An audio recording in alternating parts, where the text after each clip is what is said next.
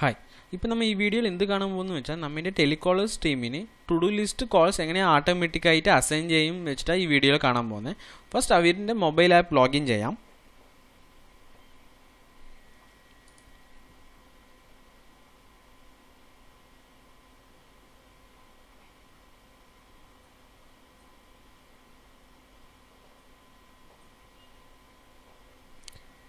Once ഇവിടെ login ചെയ്തതിന് ശേഷം കമ്മ്യൂണിക്കേഷൻ എന്ന് പറഞ്ഞിട്ട് മെനുവിൽ വോയിസ് കോൾ മെനുവിലോട്ട് പോകാം.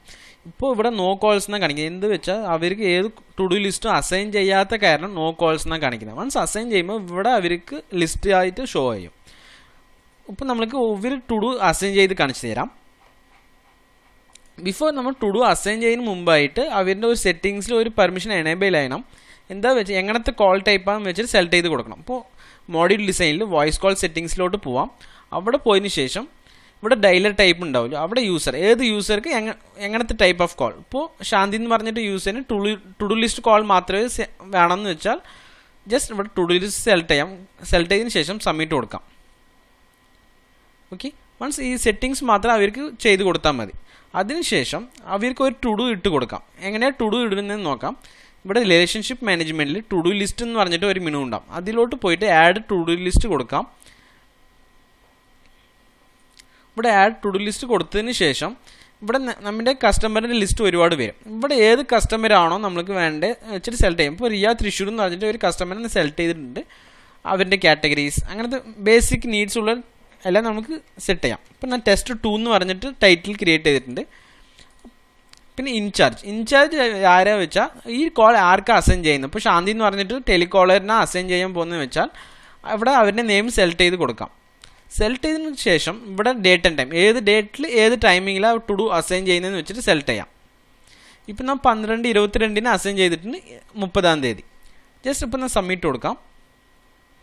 ജസ്റ്റ് ക്രിയേറ്റ് ചെയ്യുമ്പോൾ അവരുടെ ഒരു ടു ഡു ക്രിയേറ്റ് ആയി.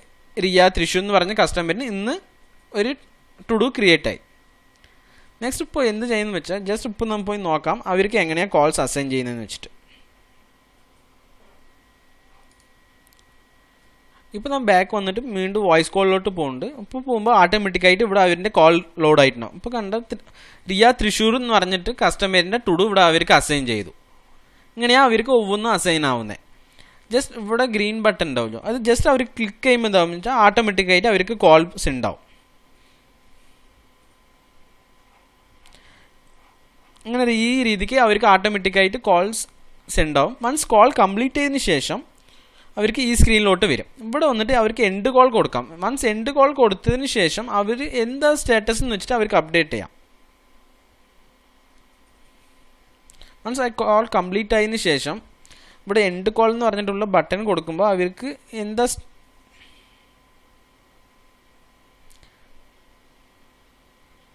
അവിടെ എൻഡ് കോൾ കൊടുക്കുമ്പോൾ അവർ എന്താ പറഞ്ഞത്, കോൾ ബാക്ക് ആണോ ഫോളോ അപ്പ് ആണോ എന്താ പറഞ്ഞതെന്ന് വെച്ചിട്ട് നമുക്ക് സെലക്ട് ചെയ്യാം. ഇപ്പോൾ കോൾ ബാക്ക് എന്ന് പറഞ്ഞിട്ട് ഏത് ഡേറ്റിലാണ്, ഇപ്പോൾ 31-ാം തീയതി 12 മണിക്ക് കോൾ ബാക്ക് പറഞ്ഞിട്ടുണ്ടെന്ന് വെച്ചാൽ ജസ്റ്റ് നമുക്കിങ്ങനെ സെലക്ട് ചെയ്ത് കൊടുത്തിട്ട് സേവ് കൊടുക്കാം. പിന്നെ അവർ പറഞ്ഞ റിമാർക്സ്, ഇപ്പം ഞാൻ ടെക്സ്റ്റ് 2 എന്ന് പറഞ്ഞിട്ട് റിമാർക്സ് ഇട്ടിട്ടുണ്ട്. അപ്പോൾ നമ്മൾ സേവ് ചേഞ്ച് കൊടുക്കുമ്പോൾ ഈ കോൾസ് അവർക്ക് ഇതായിരുന്നു. ഇപ്പം നമ്മൾ വെബിൽ പോവാം. ഇപ്പോൾ ഇവിടെ നോ കോൾസ് എന്ന് പറയുമ്പോൾ അവർക്ക് വേറെ ഏതും ഒരേ ഒരു ടു ഡു മാത്രമേ അസൈൻ ചെയ്തുള്ളൂ. അവർ കോൾ കംപ്ലീറ്റ് ആക്കിയ കാരണം നോ കോൾസ് എന്ന് വന്നു. ഇപ്പോൾ കണ്ടിന്യൂസ് ആയിട്ട് നമ്മൾക്ക് അവർക്ക് ടു ഡു കൊടുക്കുമ്പോൾ ഓട്ടോമാറ്റിക്കായിട്ട് 1 by 1 കോളായിട്ട് അവർക്ക് അസൈൻ ചെയ്ത് ഇവിടെ ലിസ്റ്റായിട്ട് അവർക്ക് വരും.